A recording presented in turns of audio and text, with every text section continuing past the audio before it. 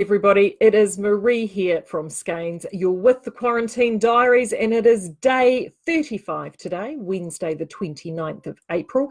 And I'm throwing caution to the wind today, day 2 of level 3, and there is definitely a lot more activity up and down our street today. So if you hear lots of barking dogs, do not be alarmed. They're not actually, at the moment, they're not mine. They're the next door neighbours, because 2 houses down, we have a full construction site, which is now, of course, sprung back to life. And yes, it's the most exciting things that's happened, I think, to the neighbourhood dogs in weeks.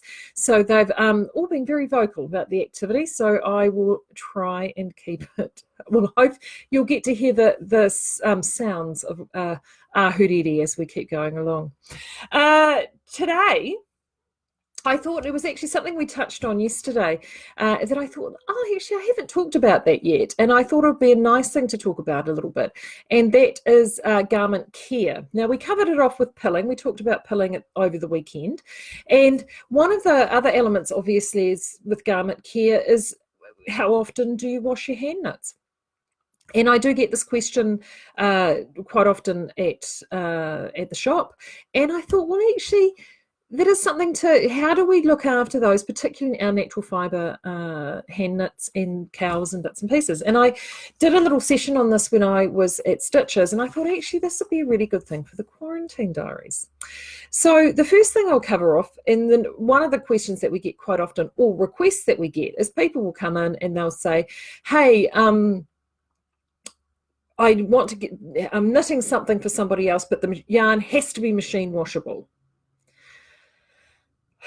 Which is, I have to admit, one of my number one it's a real catch-22 question for me, a machine washable yarn. So I thought I'd start with those, and then we'll talk about some garment care. So machine washable yarns have been around for a little while, right? And there are two, I'm not going to go too much into the nuts and bolts of what makes yarn machine washable, but from our perspective at Skeins, we have 2 types of yarns that are machine washable. We have yarns which are made using superwash fibre or shrink-treated fibre, and then we also have yarns which have been machine washable treated. And they're 2 quite different things. Machine shrink wash or superwash and shrink treated fibre is yarns that have been made with fibre where the fibre itself has had a treatment put across it to essentially smooth down the scales of a wool fibre. And actually, where's me pad? I haven't had the pad and the Sharpie out for a couple of days. Let's get the pad and the Sharpie out. Oh gosh, and all my put questions for Peter. Here we go. Right. So if you were to look at a wool fibre under a microscope, it looks a little bit like this.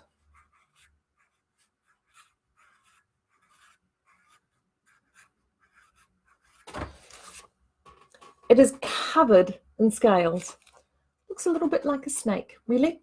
And that's what a wool fibre looks like. And it's those scales, and actually it can be wool, it can be alpaca. A lot of them have these sort of scales on the follicle.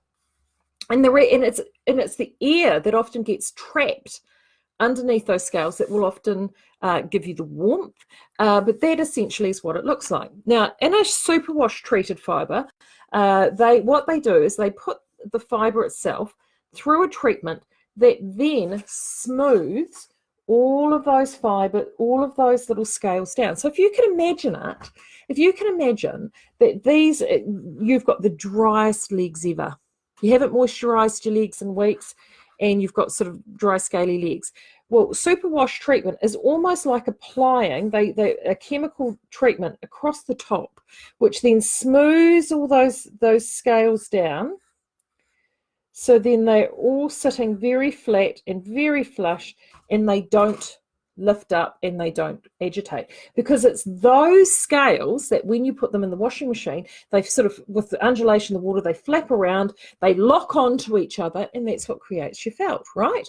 So they all lock and glue together. So it's a bit like Velcro, microscopic Velcro. So in a shrink treated fibre all those fibres have been smoothed down.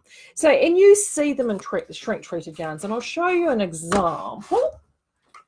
Here's one I happened to have prepared earlier. It's a really good example between a shrink-treated and a non-treated fibre, and I'm going to borrow a yarn that's not mine because I'm going to talk about this a little later on in a second. So these are Toefl ply yarns, and you guys would have seen this time and time again. There they are, Toefl ply yarns. What's the first thing you notice? This one is very smooth and very round, and this one is sort of quite knobbly and rustic and fuzzy and bubbly. Now, to be fair, they're both wool yarns. To be fair, this one is around a 32 micron wool. This one is a 24 micron wool. So yes, there is definitely a distinct difference between the softness of the two fibres. But you can see in terms of the rustic characteristic of the fibres, this one is much smoother, this one is much coarser. And the reason for that is because all those fine scales and those fibres have not been treated on this one, whereas this one has been treated. So the sliver, the fibre that we use to spin this is very silken and very, very smooth, and it produces this very fine yarn. So a lot of superwash yarn, so the advantages of that with a superwash yarn, obviously, is you can put it in the machine. Okay, and it will come out of the machine looking pretty good. It is a treatment that has been used particularly in the garment industry. It was something that was devised for them to allow you to actually have woolen garments, particularly fine merino garments, that could be placed in the machine in a wash and wear capability. And that technology has moved over. We've been able to access those fibres and purchase them to create yarns for hand knitting. So the advantages obviously is convenience. The other advantage too is it does produce a very, very smooth yarn, and particularly too on yarns and fibres that if you've got a fibre like this is a merino yarn at 24 micron, but it actually gives you a much smoother yarn because it's been machine or superwash treated. So then that way it is smoother and easier to wear.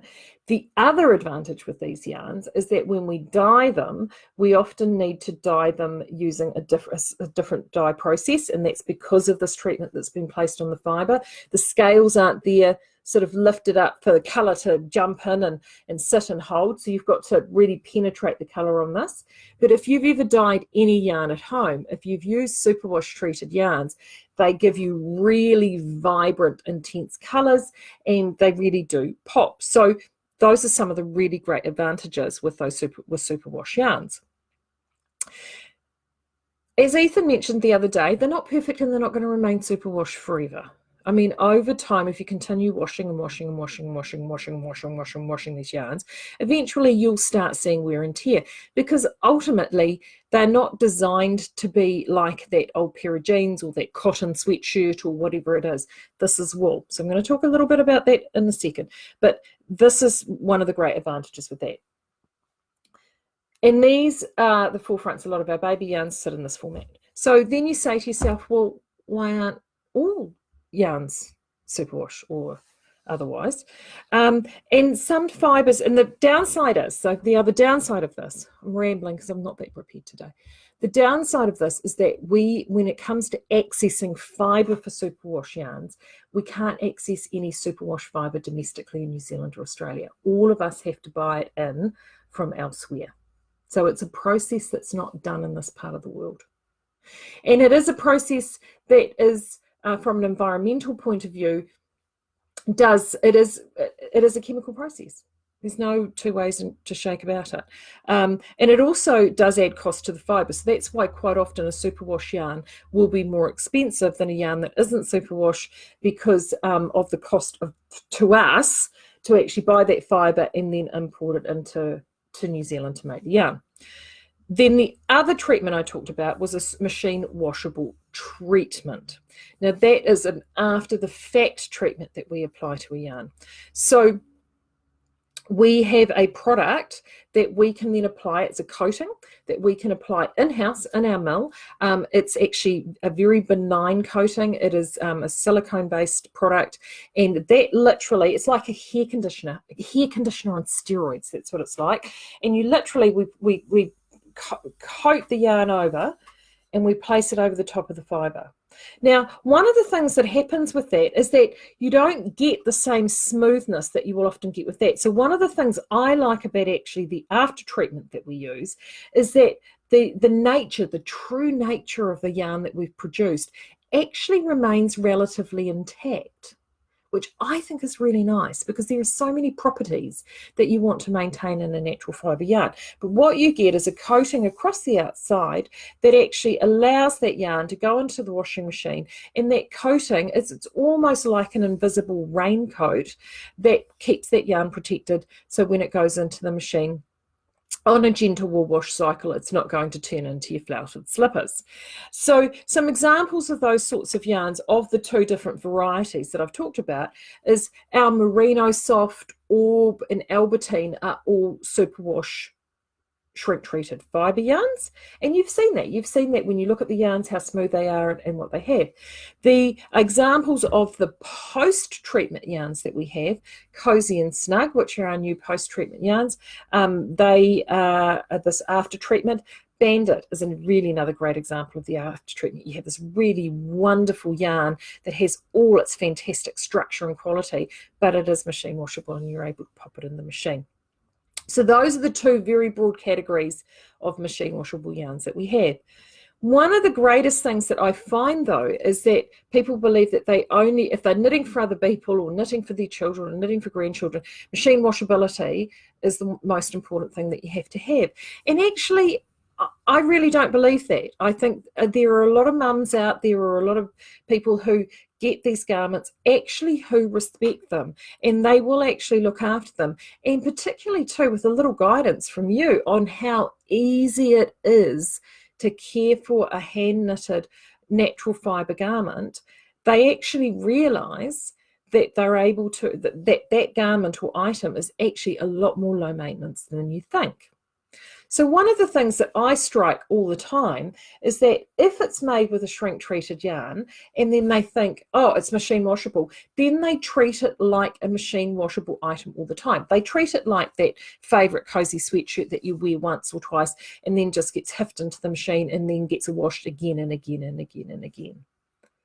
Now, if it's a natural fibre, if it's wool, if it's alpaca, if it's mohair, whatever that natural fibre is, it doesn't need to be washed a lot. In fact, it needs to be washed very infrequently indeed.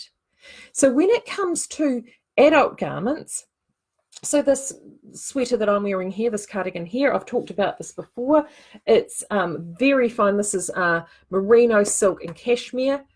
I wear this all the time. I knitted this a couple of years ago. It's an absolute favourite of mine. Guess how many times this thing has been washed? Not once. It was blocked, but it was just soaked, wasn't washed, just soaked, and it has not been washed since. Now, I wear this a lot. My favourite grey cardigan that I know you've seen many times before, that one's thrashed heaps. That one has been in its life, it's about 5 years old, that cardigan, it has been washed once. The only reason it was washed is because I spilt coffee all down the front of it. And when I say washed, it was placed in a bucket with the tiniest amount of wool wash left to actually soak overnight to lift those stains up out from those fibres, and then it was rinsed and rolled out on a towel and laid flat. And there is your key. We quite often fall into a trap that if we think it's machine washable, therefore it needs to be washed frequently.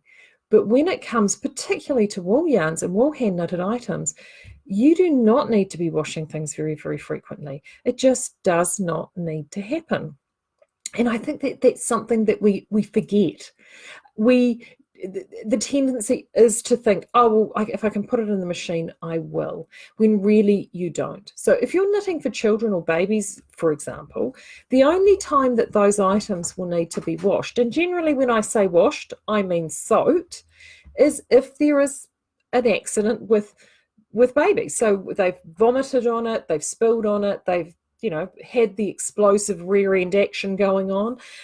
You know what those are like, right? You've got to soak them. And 9 times out of 10, you will often, if they're in a onesie or whatever it is that they're also in, that needs to get soaked in a bucket first before it even hits the machine because of everything that's going on with it. So if you're using a shrink treated yarn like this even, that can go in the machine quite readily, it actually doesn't need to. Once it's soaked in that bucket with some wool wash or even very diluted nappy sand or whatever it is that you're using, it can just sit there and soak. The beautiful thing about wool and natural fibres is once the water is in there, those particulates will actually lift out into the water. They require very little agitation. Generally, they only require several hours of soaking or soaking overnight for a really stubborn stain. And then all you need to do is roll them out and let them dry. What about garments that have been worn really frequently?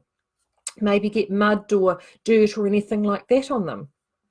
The interesting thing about wool is that if you actually pop something outside, either on a coat hanger or just lay it over a clothes horse and you let it air and dry, if you've got mud or, gosh, my kids were a great one for cereal, wheat bix, and all that kind of stuff. If you actually let it dry, quite often you can actually just dust it out or give it a quick flick out and it will actually just brush out or slough off the garment.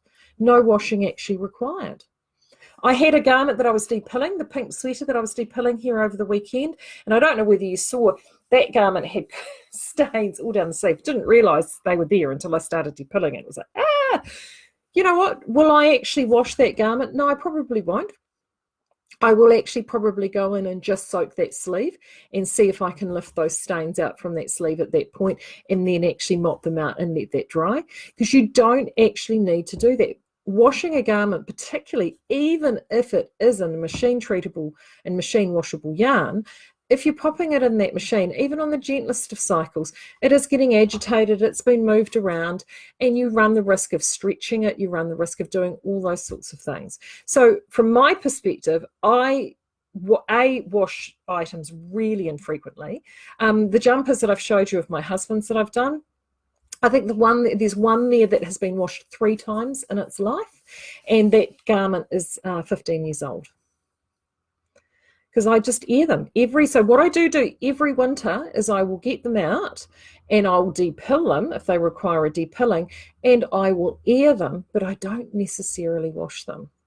So I think there's something that a lot of us don't realize. I think we overwash our garments. So I hope that kind of makes sense. I just sort of thought, oh, well, I'll cover that off. I think there's something that we don't often talk about. And I mean, what do you guys think? I mean, I'm rambling. I'm not very prepared today. I got caught up doing other things and I was on phone calls and I saw the time and I said to my person that helps me with social media stuff, and I went, oh, I've got to go. I've got to talk to everybody and I've got nothing prepared. But that, I hope, is something that you find really helpful. And here we go. I'm just having a look here. Yeah, exactly. I mean, Delene is saying she hand washes all her knits, even the machine washable ones. I'm the same with you. I've only ever used the machine.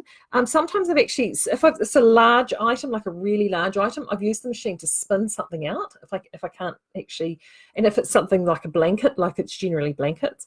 But it is really, I think it's one of the things, it's a convenience thing. I think it's one of those fallacies that we've convinced ourselves that, oh, if it can go on the machine, that's where it needs to go, where it doesn't. And hand washing, honestly, is the easiest thing in the world to do.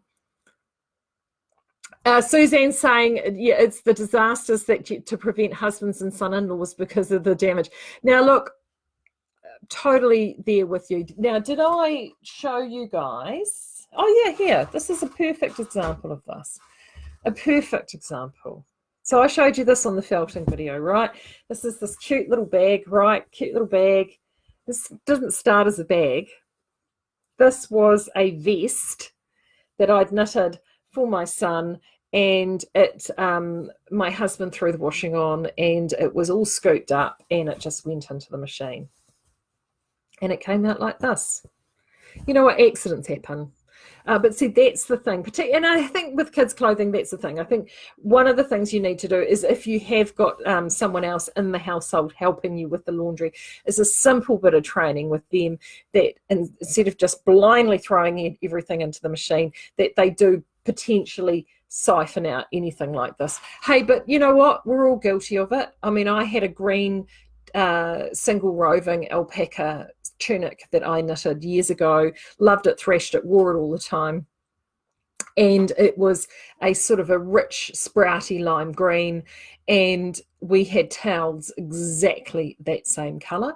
And I'd happened to have taken this garment off, and it was in the bedroom, and I hadn't put it away, and you know how you do. And then I'd had a shower, and I got changed in the bedroom, had the towel was on the floor. I scooped the towel up off the floor.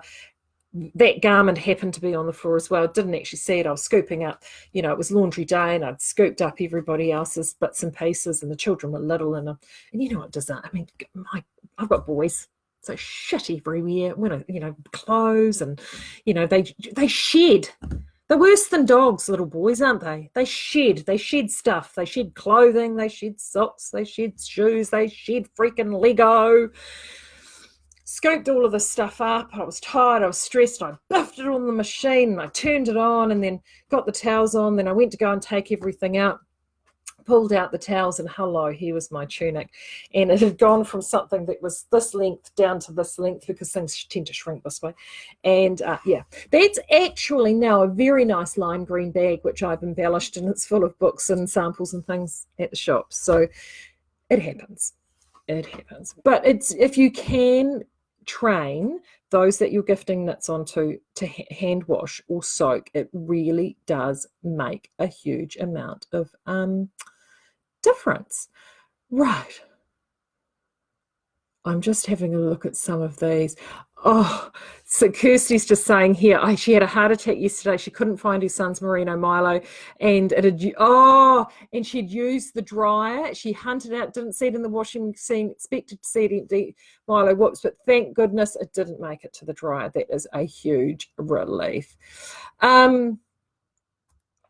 Mika is, that is, okay, so Mika has asked, why is Merino Soft yarn harder to dye? So Mika, if you're buying Merino Soft yarn and you're wanting to actually dye, the reason it's more difficult to dye is because this is the skein sock, which is shrink treated fibre.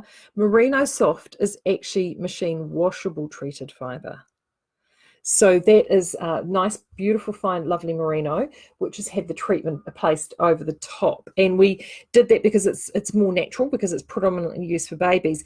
But if and that's also why our naked yarns, when it comes to naked skeins, our naked yarns, if they're machine washable, are always shrink treated, because then that way it's the fibre that's there, so you should be able to dye it. Whereas finished yarns like Merino Soft, which are post-treated, it does make them very difficult to dye, because there is that coating on the outside of the yarn. So that is why that is the case. I've never actually... and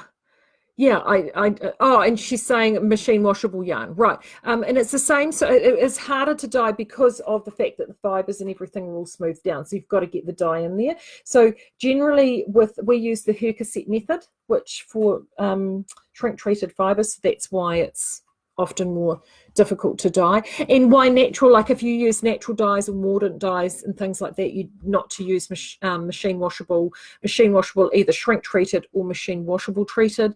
Those dyes they simply won't take. Yarns though, that if you are wanting to do really natural dyeing, so whether it be using mordants or other forms of natural dyeing using plants or minerals or things of the like, the Mahana is a perfect one to use, which is this one. Oh, not Mahana. What am I talking about, Marie? The Legacy. So that's a Legacy Merino that is available on a naked, and I think we've got some Mahana base as well. And they are both untreated yarns, and they will dye beautifully. They will take natural dye really, really well. Interestingly enough, though, if you have got machine washable treated yarn and you are wanting to do a little bit of dyeing at home, using like chemical, like they talk about the Kool-Aid, food colouring. I've dyed this stuff with food colouring, no problem whatsoever. I tell you, the other one that works surprisingly well is Thrifty Cordial. If you've ever purchased that stuff, like there's like a black currant and a raspberry and an orange and lime and a yellow one, I find that works surprisingly well. It's just, yeah, those food colorings work quite well. Let's have a little look here. Does the after treatment come off? Yeah, if you wash it enough it will, but you have to wash it a lot, which is why, you know, we recommend that you do, you know, excessive washing and any sort of excessive washing, even in a shrink-treated fibre, you'll find that if you've got a garment that's made with shrink-treated fibre, if it has been washed a lot, you'll find that it'll start to get a slight soft fuzz or a halo over it, and that's that treatment. It will generally, that will degrade over time. Right. Yeah, Rhonda is just saying that they just air and depill the garments, her daughters. Yeah, and that's just airing with natural fibre yarns, honestly, is so, so, so good. You'll be amazed at what it does. Okay. Oh, Suzanne, great question. Suzanne Dyer's just asked, is it relevant to talk here about why superwash yarns drop after knitting? Absolutely. Excellent question. And you're right. And the reason for that is structure. So think about it. If you think about, it's a bit like a building block. And you can even see, and I mean, to be fair, I'm just wondering if I've got another one that's, oh, yeah, I probably have. Hold on. Hold the phone caller. I've got some bandit in here. So this is a really good example. See, well, actually, no, so it's the superwash, no, machine washable treated don't do it because it's kept the properties. So we'll leave that out. Right, shrink what? So her question is superwash yarns drop after knitting, and it is a superwash phenomenon as opposed to a machine washable treatment phenomenon. And it all comes down to the structure of the fibre. So I talked about those scales, right? So when you've got the scales on the outside of your yarn fibre, you are actually smoothing those right down on the fibre, and then we spin that into yarn to make that into a superwash. And it makes this yarn that's beautifully soft, it's lovely and drapey, it's wonderful for shawls and all of those sorts of things. But so some advice that I definitely give you about superwash yarns, if you're knitting superwash yarns into a garment, always, always, always try and knit this, if you're doing garment knitting, as close to the recommended gauge of that yarn as possible. So if you're using a 4-ply like this, the recommended gauge is usually usually around 28 stitches to 36 rows is the standard gauge for that. But a lot of designs and patterns will use this weight of yarn, and I see a 24 stitch tension, particularly in North American based designs, is quite often what they'll recommend for this yarn weight. So you knit your garment, it looks fantastic, and the minute you add any water or weight to it, and you add weight to those stitches, it just droops and it stretches and it just gets bent all out of shape. And there's two reasons for that. One is there's no scales on the outside of that yarn. So when you've knit this and it's all sitting all nice, I'm actually unraveling this for some other reason, which I'm going to talk about in a minute. And they're all sitting there nice and tight and firm in their nice little fabric. When you wet that, it's still relatively sitting there nice and firm in its nice little fabric, and it's the Velcro effect, all the microscopic Velcro effect of those scales on those yarn fibers are sort of grabbing onto each other and holding each other there a bit like a little human pyramid, and they're not moving. When you've gone and removed that sort of natural fiber Velcro effect, there's nothing there holding it together. So you add weight to it and it just goes, and they all start getting a bit loose and floppy and they start moving about. If you knit superwash treated yarns to a firmer tension, the actual close-knit element, pun intended, of that tension will actually, even when wet, help hold them in and help mitigate that a little bit. But it will go super floppy. It's often why too, when you then double strand these yarns, we see a lot of these lighter weight 4-plies being double stranded back with a light mohair, and often you don't necessarily experience that with the mohair, the light brushed mohair. The reason for that is because that mohair, if you listen to Peter's chat the other day, is a wrap spun yarn. And you've got a very, very, very fine polyester filament that's literally wrapped around that mohair to actually create that yarn. So that polyester, when you double stranding a fine mohair with a superwash 4-ply, it's that yarn that actually helps hold this guy in check and keep it sort of held in check together. So that is why superwash yarns do have a tendency to get a little bit more bent out of shape. Also too, it's not completely exclude. Now, there is a caveat on that. Very, very, very fine micron yarns, if they are knitted outside of the recommended gauge, or what they call cover factor. And this yarn would be a good example of that. I mean, I have actually knitted this one to recommended gauge. And as you can see, there's not a lot of stretching. It's kind of held itself together.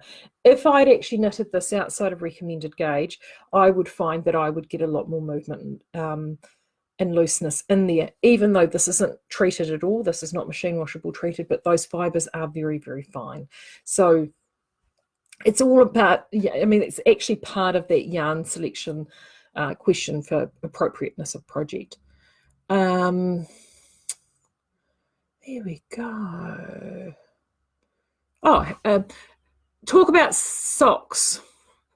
Oh, this all makes sense to me. Can we talk about socks? One day wear or two-day wear. I'll be honest with you, Shell. I've got hand-knitted socks that I've worn multiple times and never washed.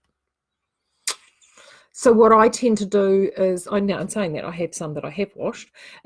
For me, it's if you're wearing them all the time, they'll start to pong, right?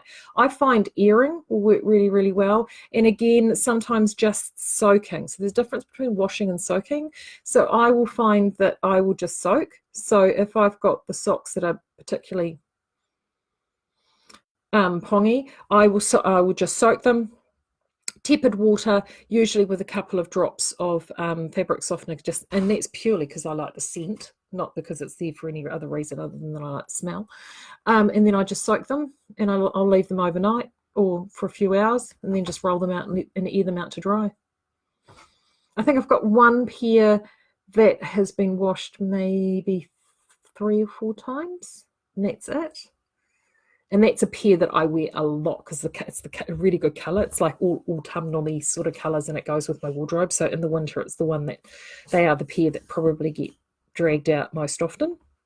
And they're the pair that are probably being washed the most. And it's really interesting, actually, with socks. I've got a number of socks. I don't knit my own socks, by the way. I've got a good friend that does it for me because I hate knitting socks. Not that I'm not capable. I just prefer not to do it. And she's knits socks all the time. And I've got a mixture of stuff like this, merino nylon. I've got super high twist, superwash high twist. I've got opal. And actually, if any of you have seen the opal yarns, they're actually more rustic than a regular sock yarn. I find all of them wear around the same, and I treat them all exactly the same. So that's what I do.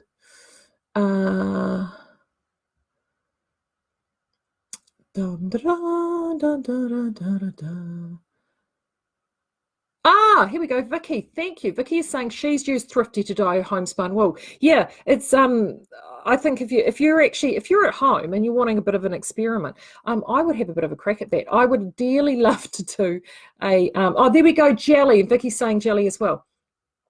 I've used food colouring and Thrifty are the two that I've used. Now, I haven't done it in such a long time. And before you will say, why don't you do a quarantine diary on dyeing?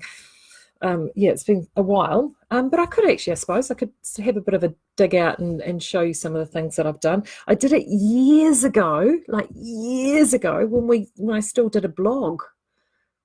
Who does that anymore? Wow. I hope you found that interesting. Now, before I go, I'll explain this in a second. Before I go, I had a little bit of a moment. Rambler.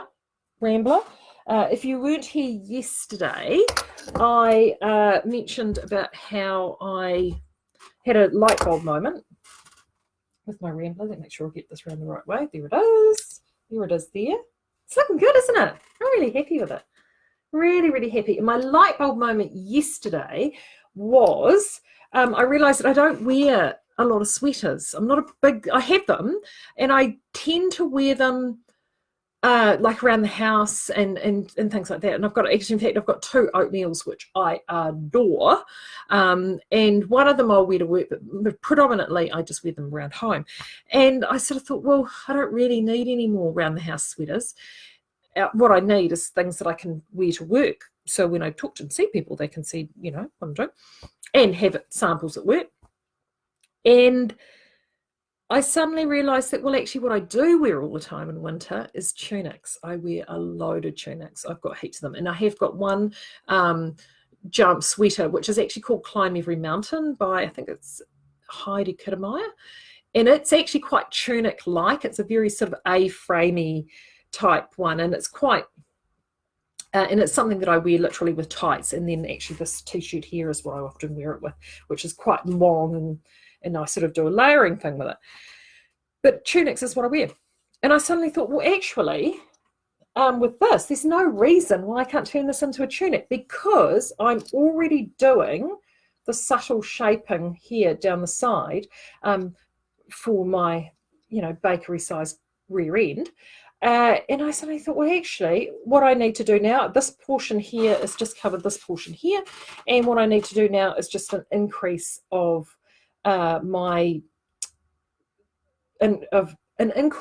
increasing is what I need to do. So then that way it will flare out to be a tunic. And I've got enough yarn to do it. And I thought, well, actually that will then turn it into something that I think I'll wear more readily and more frequently. So that's my, and I will document that modification. It's a really straightforward one. So so that's what I've been doing with that. And then yesterday, who checked this out after I showed you guys this yesterday?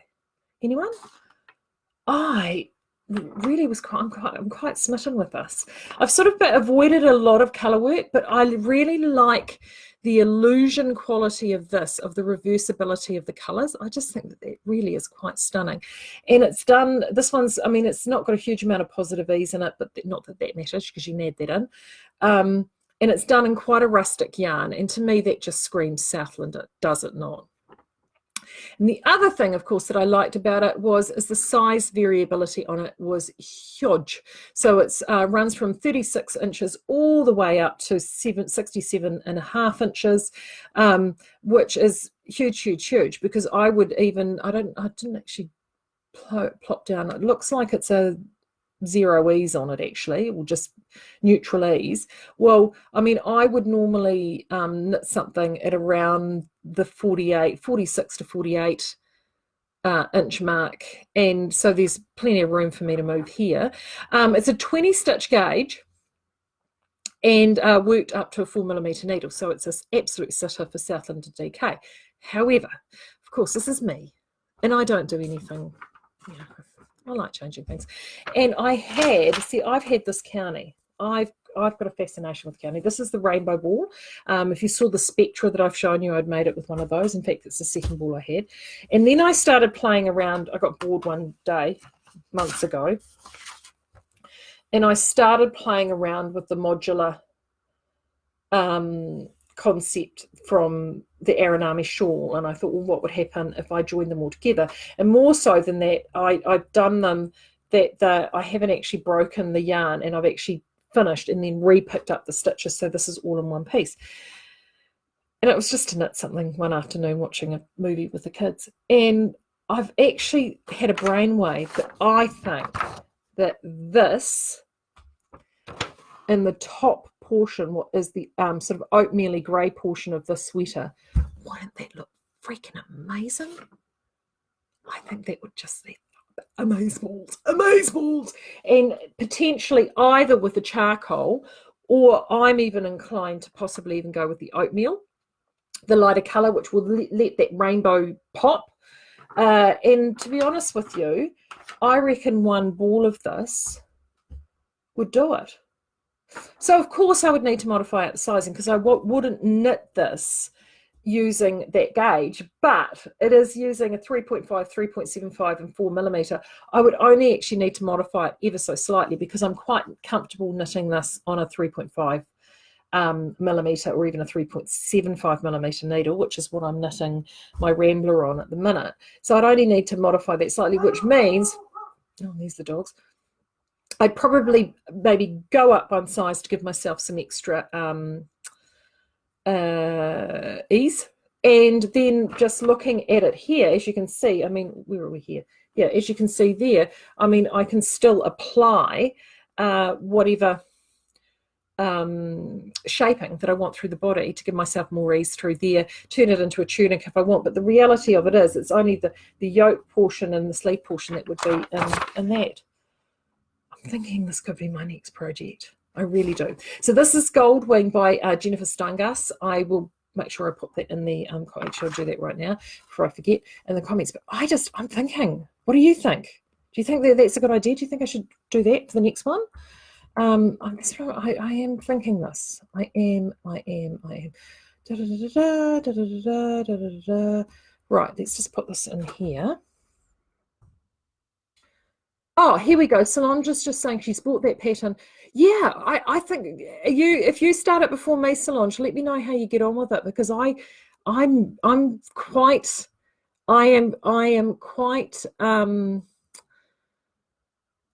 fond. I'm quite fond. Eleanor is saying your ramble looks great. I like that you knit the sleeves after the yoke but before the body. I'm going to try that. Yes.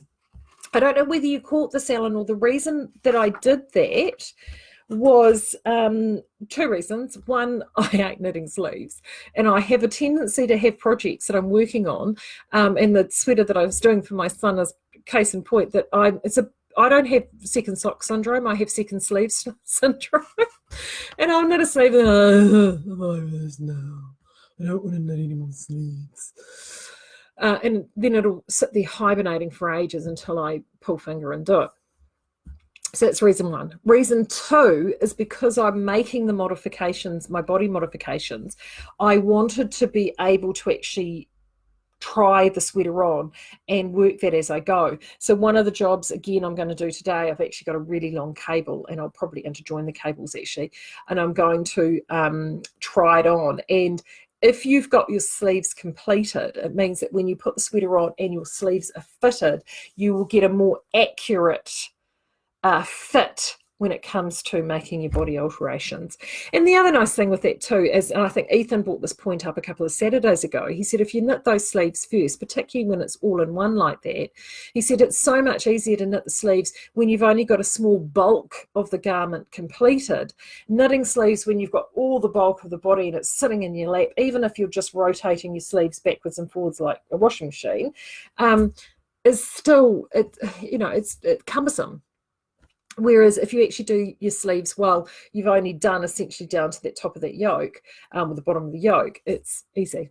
It's much, much easier. Just easier on your hands. And yeah, and I'll tell you what, the sleeves just went like that. They went so fast doing it that way. It's just, it's good. And also, actually, this is another trick as well. Oh, light bulb, love it. How many times have you, if you've got stash or you've gone to go and get a garment, right, and you've got your yarn there and you're looking at it and you're going, will I get that out of that? And you start a garment, and it doesn't matter whether it's a kid's garment or whatever it is, and you start it, and then it becomes very, very aware when you start that second sleeve, particularly if you're doing it in pieces, you'll do a front and a back, and it's one sleeve, and then you'll start the second sleeve, and then you're like, I'm going to lose yarn chicken, I'm not going to have enough. Or you're doing it all in complete piece, which isn't quite so bad, but the same thing. You'd start doing your sleeves, and you're thinking, oh, that sleeve's taking more yarn than I was expecting it to. If you do your sleeves first, you can then actually judge. You've got two things you can do. You can sort of judge where your yarn is going to go and do a good estimation, but it means you can complete your sleeves, get them to where you need to be, and then you start working on the body. And when you run out of yarn, you can actually see where you're going, and it may end up being more crop than you expected, or it's a lot easier to actually gauge how much yarn you've got left and actually make emergency modifications. Or if you get to a point, you get so far down, you think, crikey, I've run out of yarn. That's all right. We're going to graduate some stripes in, and we're going to do a big colour block and a different colour at the bottom, whatever it may be, and then it looks like it was meant to look like that. It's easier to salvage a Homer Simpson moment when you've done those sleeves first than what it is when you leave them to the end. The other trick is if you're using a pattern that you've worked flat and you're just not really sure, the hint that I give everyone in the shop is knit your back and your sleeve, so one back and one sleeve first. Then look at what you've got left. If you've used more than half your yarn in the back and the sleeve, you know that you're going to be, taking caution to the wind for the front and the other side, because often fronts will use less than a back, because obviously you've got necks that scooped out and stuff. But that's a rough rule of thumb. So always do a back and a sleeve first, and then double that for what you require for the rest of the garment. If you then see that, oh, okay, I am going to be running it a bit close, that's when you can make a modification to that sleeve. You make that sleeve not quite so long, and you're only having to rip back a single sleeve instead of actually having to launch in and, you know, try and figure out something when you're 2/3 of the way down the last sleeve and you've run out of yarn. So it's just a sort of planning thing. Right, Judith, looking for a pattern for a sleeveless vest with large shawl collar. Okay, Judith, if it's for yourself, I would, you know what I would, actually, if you're looking for a large sleeveless vest with a large shawl collar, now it depends on what you mean by a shawl collar, but I tell you one of the ones that I think is, because often, is it for an adult? If it's for an adult or for a child, I'm not too sure, but if it's for an adult, see, if it were me, I would, Oatmeal by Libby Johnson, which has got a big deep V, and it's a sweater, right? But it's, you put the stitches, it's actually a knitted in set-in sleeve, right? So you can actually turn it into a vest if you want to. You've then got this big deep V in that sweater. So if you're wanting to do a shawl collar, it's actually really easy to, instead of, in her pattern, she picks the stitches up and does a garter stitch thing. But if you wanted to do a shawl collar, there's no reason why you couldn't pick those stitches up and do it as a ribbing and then overlap them in the front. I love big wrapped rolled collars. In fact, if I do another oatmeal again, I'll probably pick all those stitches up and then just knit a whole bunch of stocking stitch so it just rolls out. So that's an option. Have you also tried doing the advanced pattern search and Reverie? So put in vest, and then in those little boxes down the side under construction, it will then break it down into collars and cuffs and all that kind of stuff. You can actually pop shawl collar in there and see what crops up with that. But that might be something that will help. Let's see. If you yes, such good advice here, everybody. Oh yes, Judith. Yes, for an adult. Yeah. So in your and I'll just do one. Entertain yourselves while I'm sitting here, and I might just do this, and we'll see what crops up, shall we, Judith? Because we can. And I haven't quite figured out how to share the screen to the live yet. I'll just do this, and we'll see if it'll allow me to. Will it allow me to? No. Okay. Well, I don't know how to do it, and I'll probably cut everybody off. Right, so let's put in there adult, and let's put in the knitting, and let's we'll do everything because we want to keep it right. Construction, we want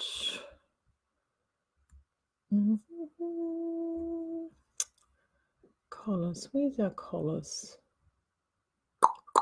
Oh, design elements. Duh. Collar. There it is. Shawl. Let's see what that gives us. There we go. And I'm going to pop that in. So that, oh, there's a whole heap. And I haven't actually broken, actually I'll break this down, I'll thin it down because there's 15 pages. So you don't want to trawl through 15 pages. So let's just do 4-ply through DK because that's what's most common. Oh, look, there's heaps. I find this quite helps. And then what you can do is you can then just modify your search out. I don't know whether that helps, but you can just modify your search out from there. I just find that often, Judith, I just get to a point that I can't find. I know in my head exactly what I have that I want, but I can't exactly find the right thing. So I think that's what you do is you have a look at that search and you find the closest thing, and either if it's in a weight of yarn that's not the weight of yarn that you want to use, well then that's actually some quite simple maths to actually modify that out. Or I will then often find what's closest and then go, okay, well, I like the proportions, I like this design element, I like the stitching, don't quite like how, whether it be the stitching they've done on the collar or whatever it may be. And I use that pattern as a template and then add the elements that I want to add. And actually, when you sit down and look at it and actually break it down, it's not as hard as you might think. So don't doubt your skills that you'll be able to do that. I mean, it is really surprisingly straightforward. So I hope that helps. Right. Sue is asking, she'd like to knit a Climb Every Mountain, but is unsure of what yarn to use. Would like a draper yarn. What would I suggest? Well, I knitted mine in vintage, and I just love vintage carmine. However, Mahana, if you're wanting something drapey, I think Mahana alpaca is a fantastic option for Climb Every Mountain. It's beautiful, it's soft, it's drapey, it's a DK. That would be really lovely. I mean, that's the first one that pops to mind for me. The other one that I would actually use for that as well, and it would, because of all the stocking stitch and the eyelet, the radial eyelets that it has for its increasing through it, as a twist on twist yarn would look fun in that. So pearl, I think, would look really, really good, whether it be black pearl or regular pearl. It's got that lovely sort of, particularly the black pearl, it's got that sort of little fleck and sheen, and it's because of the silk content and the high fine merino content in it, you get really, really nice drape. The other random one that I would throw out to you in that ilk is actually Chatswood Dartmoor or Peak District. Dartmoor is the darker heather, but it's got a very, very high mohair content in it, and it's not brushed mohair, it's mohair that's done quite smoothly. It is beautiful, and it's really drapey, and it's dark, and it's broody, and the colors, and I can't remember who, someone in Speakeasy recently posted a sweater in it, and it looks incredible. That would be amazing. And latterly, the Peak District has got a content of, actually a surprisingly high content of fine merino in there, more than regular Chatswood, and a bit of mohair as well with the colour, and that would work really, really well. And both of those are super well priced. What else would I suggest to give you that drape?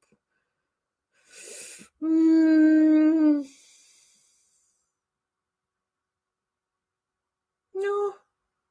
Yeah, those would be my hit list if you're wanting it drapey. But as I said, I used vintage, so mine's sort of quite structured. And yeah, but again, any DK yarn would work really well. And if you wanted to play around, you could actually double strand too, a full ply with the fine mohairs that I talked about yesterday. That would be fun. That would work really well in a Climb Every Mountain. But I would check out Mahana first, though. I think there's, and in fact, the new colours of Mahana that have just gone up, they would be delicious. That's what I would do. Right. Oh, look. For someone who didn't have anything to talk about, she's rambled on way, way too long. Thank you, everyone, for joining me today. I will be back here again tomorrow with Rachel Heron. If you don't know Rachel, she is a writer and knitter, and she wrote the Cypress Hollow series, which came out a number of years ago, but it had knitting at its core and its heart. So if you are a reader or you love looking for a new binge to read, I would definitely join me for Rachel. She's wonderful. She's also a fantastic podcaster for anybody that enjoys writing, and creative writing, and particularly romance writing. So I've got Rachel here on the show tomorrow, and until then, I will see you tomorrow, and then we will be back again here for more. But this has been great question time. Really enjoyed that. I'll see you guys on tomorrow, 11 o'clock. Take care. Bye.